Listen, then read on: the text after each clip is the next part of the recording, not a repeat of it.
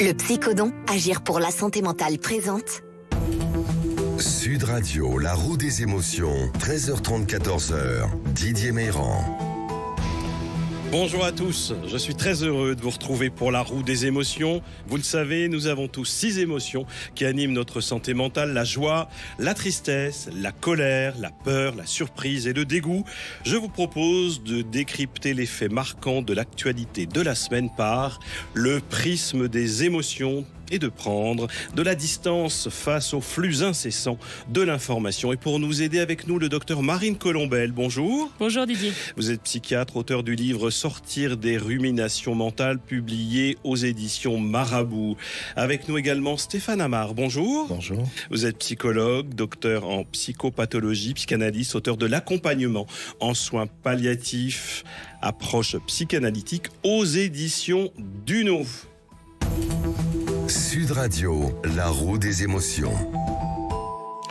Guerre en Ukraine, 1 an après une inquiétante escalade. 1 an après le début de la guerre en Ukraine, l'inquiétante escalade, c'est celle de la visite surprise de Joe Biden à Kiev, alors que Vladimir Poutine a annoncé que la Russie se retirait du traité New Start. Cet héritage de la guerre froide est un texte signé en 2010.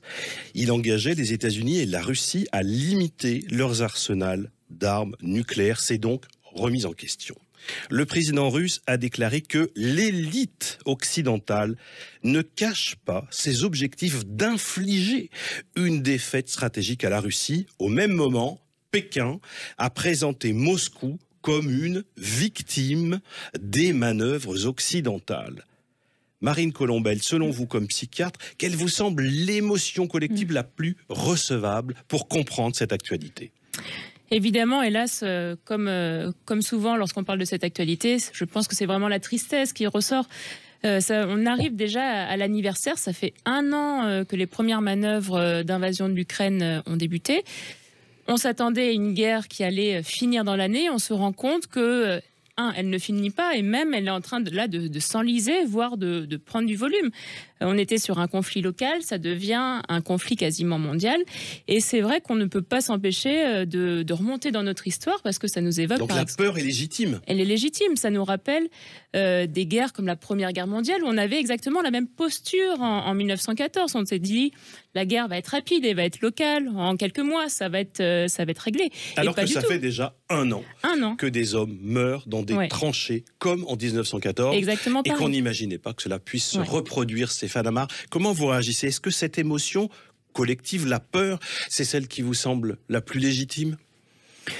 Bien entendu, puisque là, en plus, on a l'impression que dans cette étape-là dont on parle aujourd'hui, qu'on commence à nous préparer, on commence à nous expliquer un petit peu pourquoi il pourrait y avoir une escalade prochaine.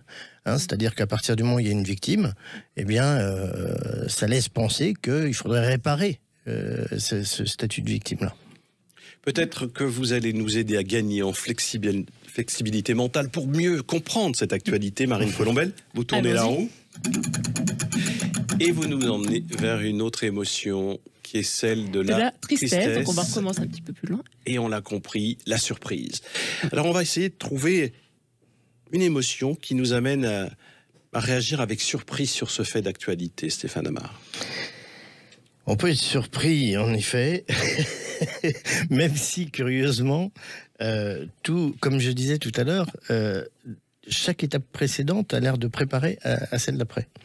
Donc on aimerait être surpris. On aimerait être surpris agréablement. Malheureusement, j'ai envie de dire, on l'est pas. On a du mal à l'être, là. Alors, bon... Ça vous semble...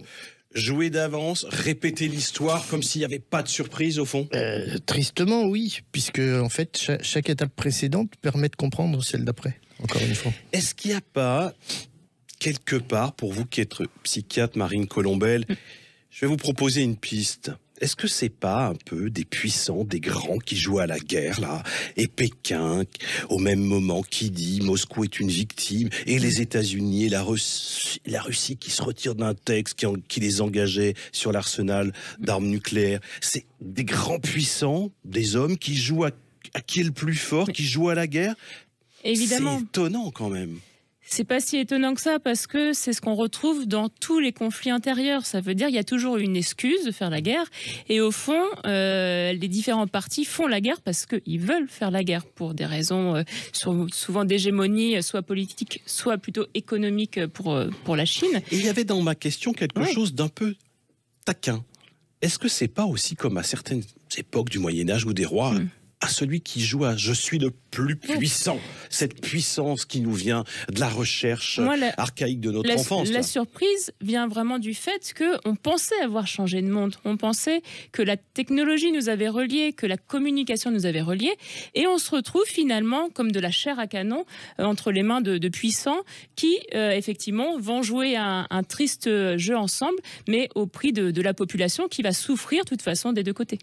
Et comment raison garder? Vaste question. Cette semaine, pour revenir en France, toujours et encore, grève contre la réforme des retraites.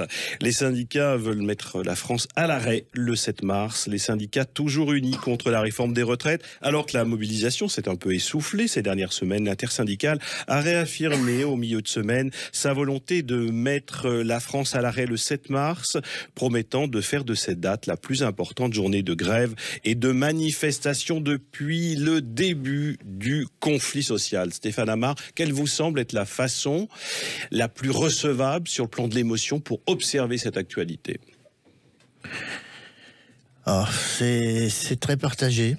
On pourrait dire d'une certaine manière de la joie au sens où justement ça vient remettre la vie un peu banal au cœur de nos préoccupations, puisque entre toutes ces actualités, dont celle dont on vient de parler, qui est finalement assez effrayante, puisque elle laisse imaginer un conflit mondial, revenir finalement à la question de la préoccupation des retraites, c'est-à-dire la préoccupation de l'avenir, mais sur des questions quand même beaucoup plus pragmatiques, beaucoup plus Est-ce que vous êtes en tranquilles. train de nous dire que c'est une volonté de l'esprit ou psychologique d'être aussi terre à terre, que nous avons besoin d'être les pieds sur terre et de battre le pavé?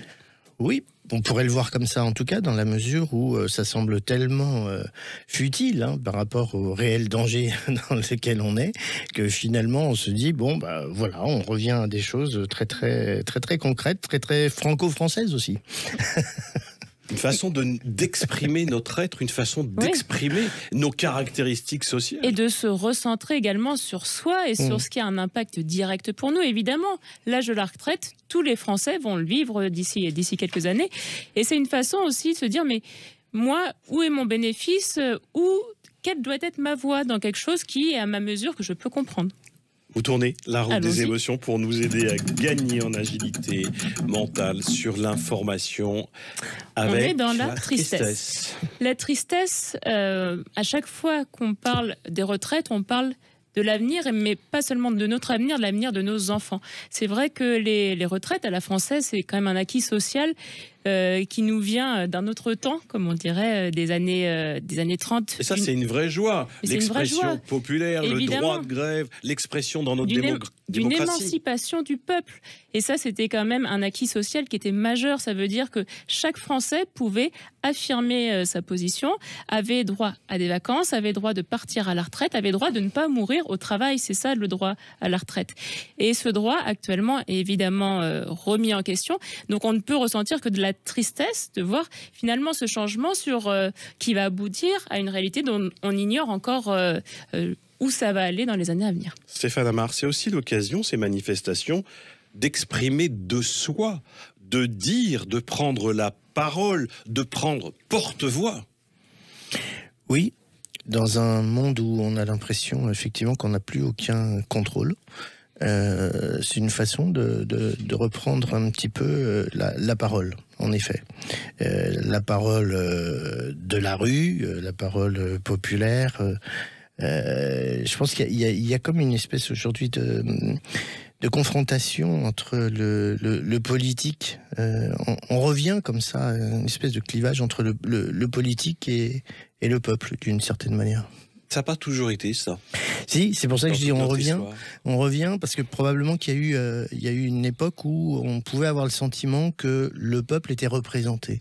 Ce qui n'est plus forcément aujourd'hui aussi simple, semble-t-il. La démocratie serait à rediscuter. Et il y a là un ancrage psychologique à observer pour chacun d'entre nous. Parce que c'est comment je vis dans mon pays. Qu'est-ce que ça veut dire de moi? Oui, et puis comment je peux faire pour me faire représenter dans une époque où le politique a perdu une grande part de son crédit, je pense. Nous nous retrouvons dans quelques instants pour poursuivre dans la roue des émotions, pour observer l'actualité par le prisme des émotions. À Saint-Jean-de-Luz, une enseignante poignardée, ça fait l'actualité de cette semaine bien sûr, et une enquête du journal Le Monde sur des pollutions massives en Europe avec les PFAS, des polluants éternels. Tout de suite. Le Psychodon, agir pour la santé mentale présente. Sud Radio, la roue des émotions, 13h30, 14h, Didier Meyran. Et nous nous retrouvons pour faire tourner la roue des émotions sur l'actualité de la semaine. Et pour nous aider avec nous, Marine Colombel. Vous publiez Sortir des ruminations mentales aux éditions Marabout. Également Stéphane Amar, psychologue, qui publie L'accompagnement soins palliatifs, approche psychanalytique aux éditions Duno. Il est question cette semaine dans beaucoup de unes de journaux à la radio, à la télévision de Saint-Jean-de-Luz avec un fait divers dramatique. Une enseignante poignardée par un élève en plein cours. Le choc dans la communauté éducative.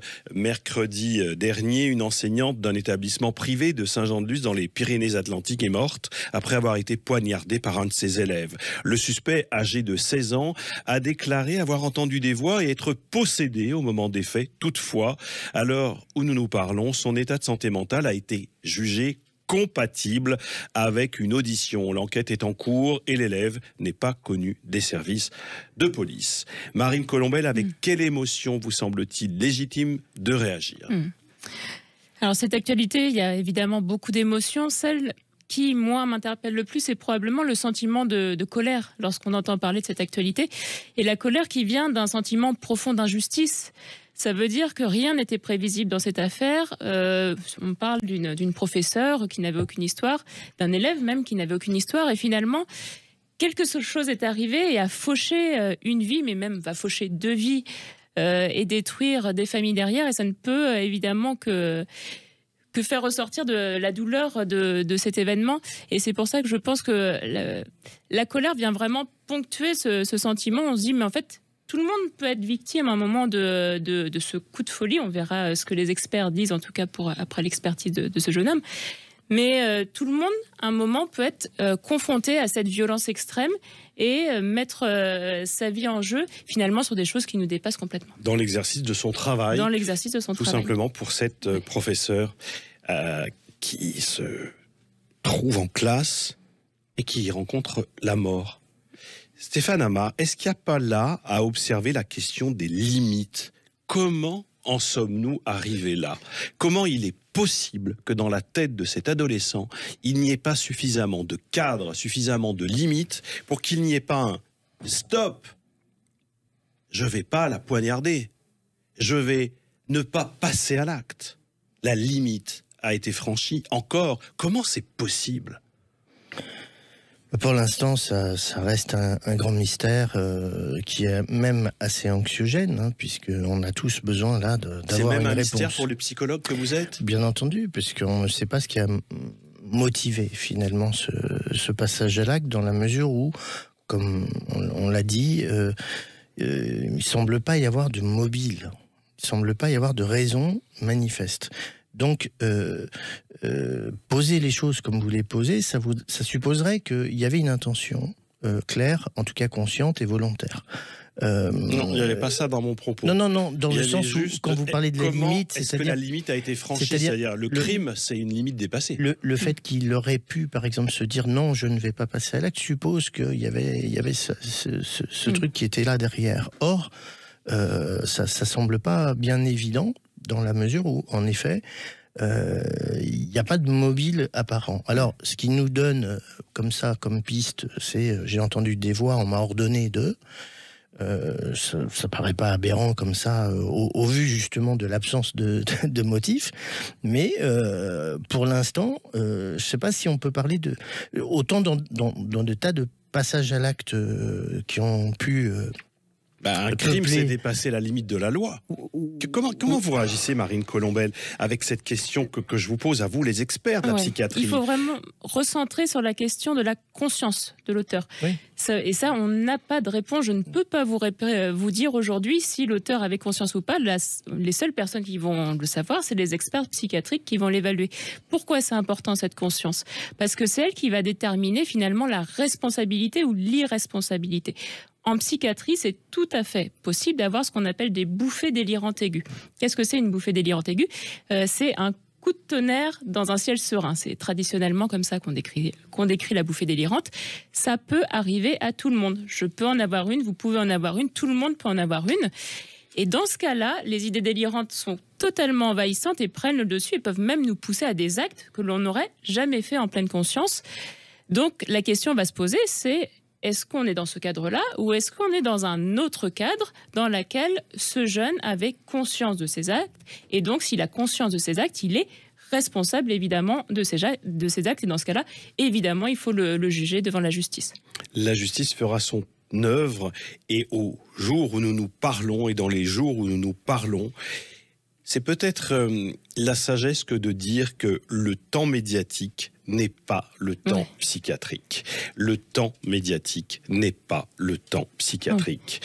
Je le répète, parce qu'il y a beaucoup d'emballement autour de cette affaire. On fait venir des psys sur tous les radios, les plateaux de télé et de radio. Je le fais moi-même. Simplement ici, je répète, le temps médiatique n'est pas le temps psychiatrique. Je dirais même d'appropriation politique. Ça veut dire on ne connaît pas du tout ce qui s'est passé et on est en train de partir là sur des sujets qui sont complètement hors contexte par rapport à ce jeune homme. Est-ce qu'on a tourné la roue des émotions? Allons-y. Allons-y. Pour gagner en flexibilité mentale et changer de regard sur cette actualité et aller y chercher ce qu'il peut y avoir de dégoût. Oui, tout à fait. Stéphane. Oui, le dégoût paraît presque évident, au sens où, effectivement, il y a quelque chose qui ne paraît pas admissible dans ce qui se passe. Alors, c'est très proche de ce qu'on disait tout à l'heure, hein, de la colère, de la tristesse, même de la surprise. C'est-à-dire que tout ça réuni nous donne, fait émerger comme ça quelque chose d'un certain rejet, d'un certain dégoût, qu'on essaye de mettre en sens, qu'on essaye de comprendre pour justement pouvoir le supporter. Et à ce stade, méfions-nous des jugements. J'aime bien dire que le juge ment, si on détache en deux mots, pour que on garde raison. Laissons la justice opérer, les experts de la psychiatrie opérer, et nous verrons dans les semaines et les mois à venir qu'est-ce qu'il en résulte. À ce stade, il est certainement sage de dire que ce jeune homme est victime aussi, comme cette personne est victime et qu'elle a trouvé la mort. C'est très triste comme émotion. En tout cas, sa vie va être impactée à vie à ce jeune homme également. Autre actualité, un autre sujet récurrent, celui de l'environnement. Une enquête du journal Le Monde révèle la contamination massive en Europe par les PFAS, des polluants éternels. Cette semaine, le quotidien Le Monde dévoile cette enquête sur cette contamination qui serait présente dans une multitude d'objets de la vie courante, même dans notre alimentation, des substances chimiques toxiques quasi indestructibles. 1 an d'enquête, des milliers de sites seraient contaminés. Utilisés par des industriels depuis les années 40, on retrouverait ces substances chimiques dans nos emballages alimentaires. Stéphane Amar, avec quelle émotion vous semble-t-il légitime de réagir et de comprendre la réaction de nos auditeurs? Je suis partagé entre la colère et la peur. La colère parce que ça laisse penser comme ça qu'on nous aurait berné, une fois de plus, qu'on nous aurait trahi, Hein, c'est cette dimension de trahison, c'est-à-dire Il y a de quoi être en colère si dans nos emballages alimentaires, il y a des substances chimiques et qu'on le sait depuis 40 ans et qu'on reproduit l'emballage de ce que nous mangeons avec ces substances qui sont chimiquement toxiques pour notre organisme. Il y a de quoi quand même se dire, on se fout de qui là? Oui, d'autant que c'est à notre insu. Donc en effet, il y a quelque chose là qui peut générer en tout cas cette émotion-là. Vous tournez la roue des émotions, Marine Colombel, pour gagner en flexibilité mentale sur cette actualité-là, avec la peur. Et oui, ça doit faire peur. Hein. Et la peur de se dire, mais c'est indestructible. Ça veut dire que ces polluants vont rester dans le temps, seront là pour nos enfants, pour nos petits-enfants, et peut-être même, qui sait, à 10, 20 générations. Ça veut dire qu'on se dit, quand même, le plastique, c'est récent. On est à un siècle d'utilisation. Et finalement, ce siècle d'utilisation du plastique aura peut-être des conséquences sur un long terme extrêmement important et va peut-être impacter toute notre planète, notre lieu de vie et le contaminer de façon éternelle parce que de toute façon actuellement on n'a aucun moyen de les traiter, ces polluants, et de faire avec. Donc ouais, évidemment on a la peur de qu'est-ce qui va devenir lorsque l'accumulation va être trop importante dans quelques années et qu'est-ce qu'on va faire? Vous souhaitez en savoir plus, bien sûr, dans les journaux et sur Internet, bien qu'il faille beaucoup de réserves pour observer l'actualité. PFAS, alors c'est compliqué comme molécule, mais enfin ce sont des substances chimiques qui seraient, nous dit-on dans cette enquête, la plus grave contamination auquel le monde n'ait jamais été confronté. Dans le respect de la nature, dans le respect de l'humain, il y a en trame de fond de ce sujet, vous l'avez compris, la responsabilité des industriels, à savoir ce que nous mangeons et dans quoi nous emballons ce que nous allons manger. Vaste question, on aura l'occasion d'en reparler. Stéphane Amar, merci de votre présence. Merci à vous. À bientôt.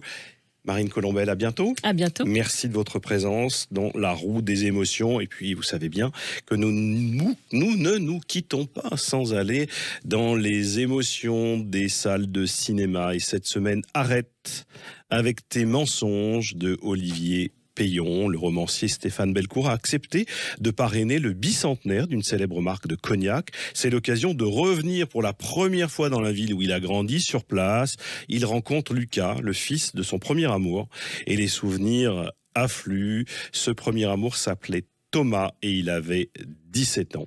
Rendez-vous avec toutes les émotions au cinéma. Je vous retrouve la semaine prochaine pour faire tourner la roue des émotions sur l'actualité. Au revoir et bon week-end à toutes et à tous. Merci. Sud Radio, la roue des émotions. Avec le Psychodon, agir pour la santé mentale.